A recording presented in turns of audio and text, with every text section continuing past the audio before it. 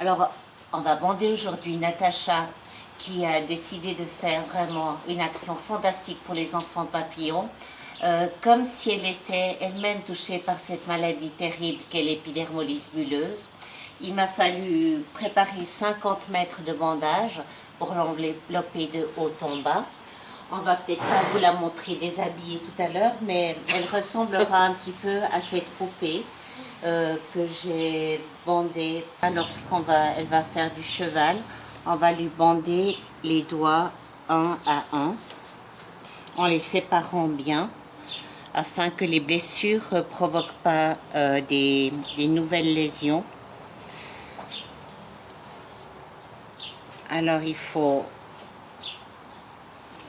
un petit peu de temps pour faire ça, et puis il faudra quand même que ça soit confortable, donc je peux pas passer d'un doigt à l'autre, autrement elle peut plus les utiliser.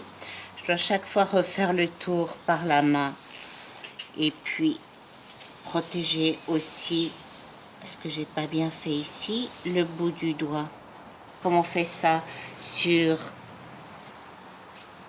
le bras, avec des bandages anti-adhésifs, parce que si je lui mets des bandages de gaz sur la peau, en les enlevant, je vais lui arracher la peau de nouveau. Donc, si elle a des plaies, on doit protéger les plaies au préalable avant de mettre les bandes ou les tubes gauze. On a des bandages qui sont prévus pour ne pas coller à la peau, notamment les bandages que je sors ici de ce paquet, qui sont des bandages mousse qui en plus donnent encore une sécurité puisque ils ont un petit peu, ils absorbent les chocs. Alors on coupe de la grandeur des plaies ouvertes qui sont toujours un petit peu humides et pour lesquelles la fibrine ensuite provoque l'adhérence au pansement. D'ailleurs, en général, pour enlever les pansements, ce qu'on fait, on va mettre les enfants dans un grand bain pour éviter que les bandages qui collent à la peau soient arrachés. Donc l'eau va ramollir les bandages. Et puis, jamais je peux scotcher les bandages directement sur la peau. Donc on doit toujours trouver une solution pour pouvoir les fixer sans qu'il y ait de scotch adhésif. Alors soit on le replie sous la peau, soit on peut mettre aussi des tubes gauze qui sont des grandes bandes qu'on peut utiliser pour envelopper un membre par exemple, et puis qu'on va couper ensuite à la bonne dimension. Comme ça on a aussi besoin de moins mettre de bandage. Donc les parents apprennent à faire tous ces gestes. Et c'est les parents qui le font le mieux parce qu'ils ont une dextérité acquise au cours de nombreuses années. Et puis, ils ont aussi la confiance de leur enfant. Ils connaissent les réactions de leur enfant.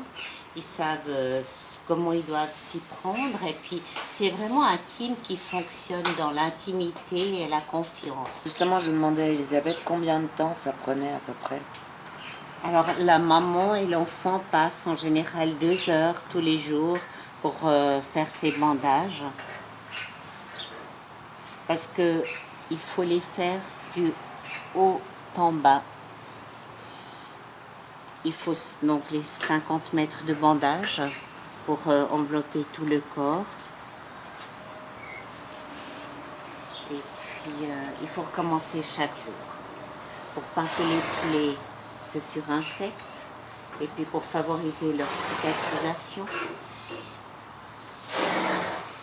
Et quand l'enfant va au lit, on lui enlève les bandages? Non, il dort avec les bandages. En général, on fait ça le matin avant l'école. Donc les enfants ont un intellect tout à fait normal.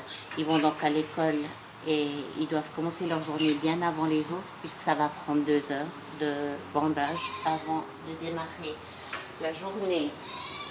On est obligé de bander. En général, on bande à la fois pour favoriser la cicatrisation, mais aussi pour protéger la peau.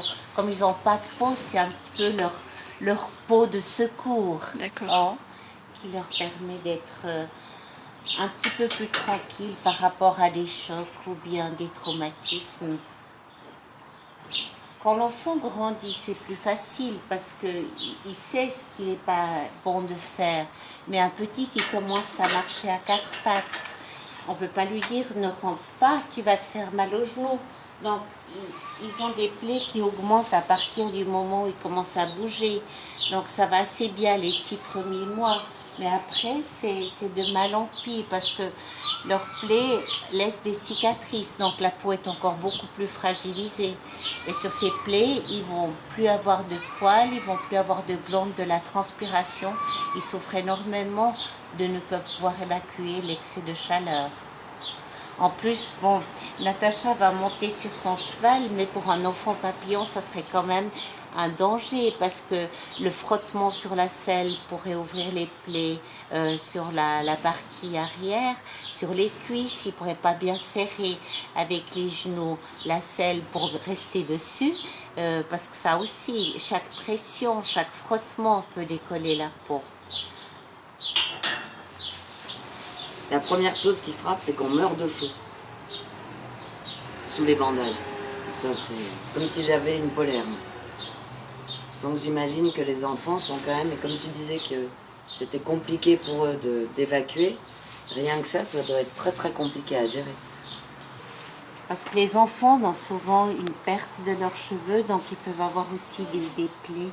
Mais en principe, pour éviter qu'ils soient trop marginalisés dans leur vie de tous les jours, on ne va pas énormément les bander dans les parties sur la tête, parce qu'autrement, ils sont vraiment de loin déjà marginalisés. Donc, c'est pas forcément vers l'extérieur, dans le quotidien, qu'on va protéger ainsi les plaies du corps.